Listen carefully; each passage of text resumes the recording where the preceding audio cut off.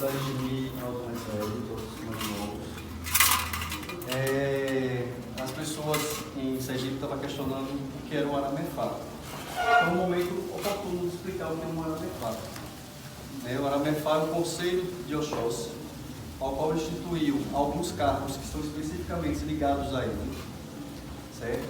É uma sociedade reconhecida inclusive pelo Ocofunjá e por outros terreiros de candomblé tradicionais de Salvador, do Rio de Janeiro.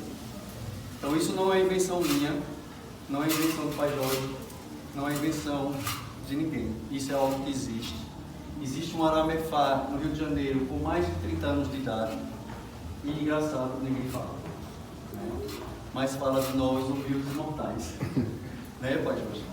Então, eu queria explicar a vocês, são cargos que são formados pelo Aramefá, que é o Aficodé, a Iteri, o Alajopá, o Juoté, a Ialoté, são todos ligados ao Oxóssi. Então, gente, isso não é budismo, isso é um axé que já vem de muito tempo que a gente está renascendo e trazendo de volta para os terreiros de Candomblé.